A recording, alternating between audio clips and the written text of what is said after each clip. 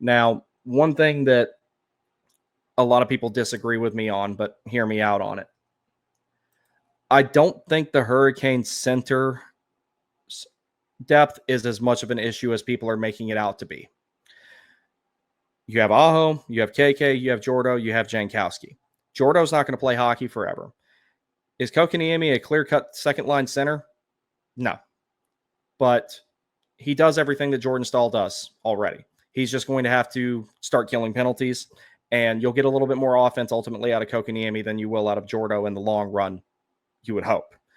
So I would rather get the scoring from elsewhere, like if you bring in Marner, Nyes, Besser, Ehlers, whatever name you want to throw out there, and leave the center depth alone for the time being.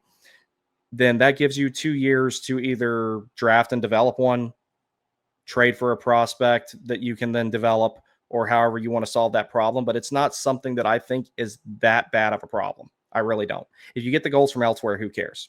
KK's playing fine. Jordo, we already know what he brings to the table, and Jankowski's great.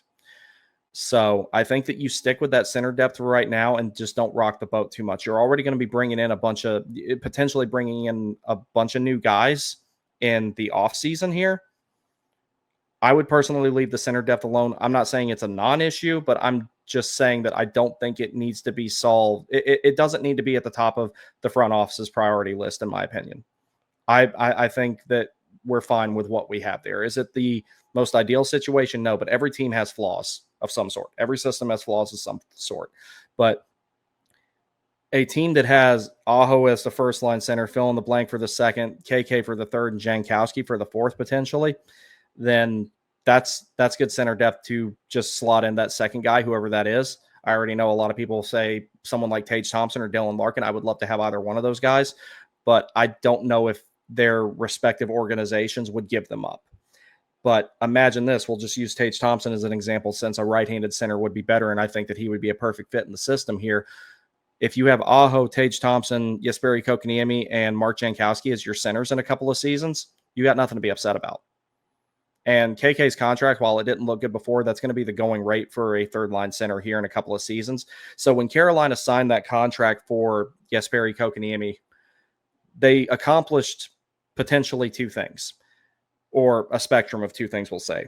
Either one, you get a good second-line center at a bargain, or you get a third-line center that's really good ahead of the curve.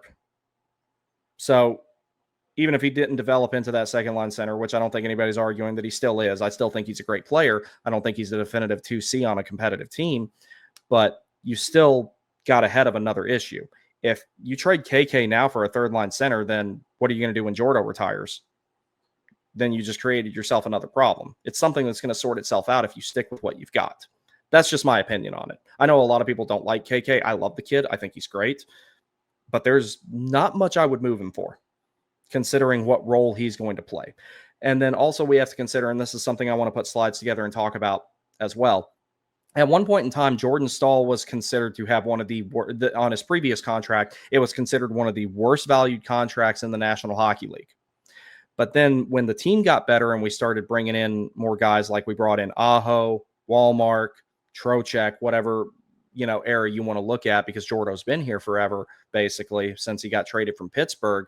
I think that when he finally didn't have to be the guy that was trying to carry the top line, when he got to go to be the second line center and then eventually the third, he flourished in that role.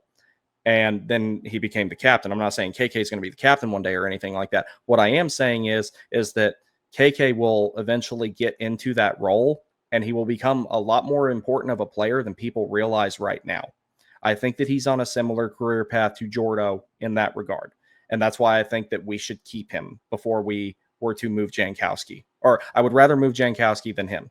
And don't get me wrong, I like Jankowski, but a utilitarian third-line center is a lot harder to replace than a fourth-line center, albeit Jankowski is a good one.